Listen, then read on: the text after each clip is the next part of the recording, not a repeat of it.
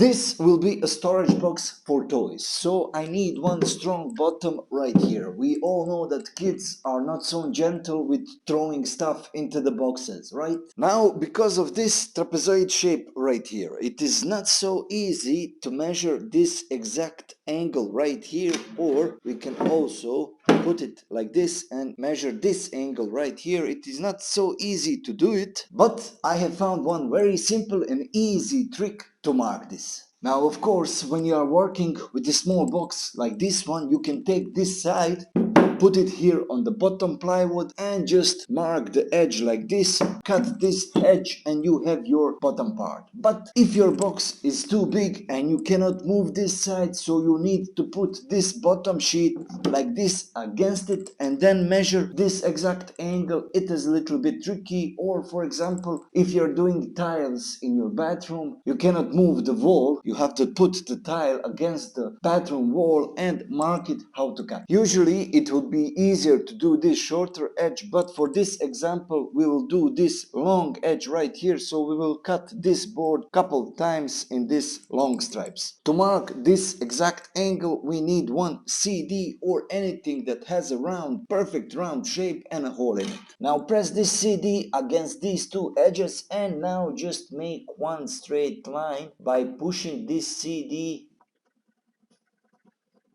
As you can see right here we have one straight line which has exact angle like this box side. Now we will extend this line here to the left side and we will cut off this piece right here.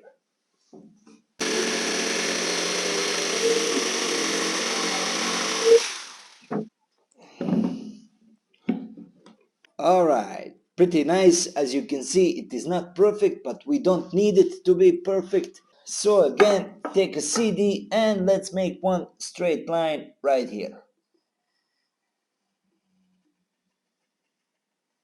Alright, this is already a little bit better. Practice makes wonders.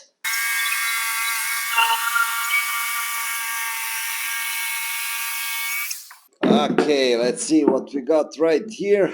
Pretty nice one. Okay, we have a little bit more to cut off. Again, take a CD and make one swift line against this CD. Nice.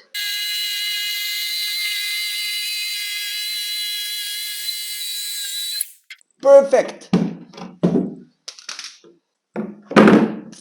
And let's now check if this makes any sense, what we have just done. Perfect. As you can see, we have one bottom sheet of this plywood which fits perfect in this trapezoid shape. Now, of course, this line right here is not perfect, this one also, and that is because I don't have any professional tools, and in this case I don't need them because this box will be hidden away in a room corner and it will be used as a storage box for toys. So we don't need it to be perfect. Anyway, I hope that this little trick with the CD can help you to cut those weird shape objects that you have in your projects. Thank you for watching. I will see you in the next one.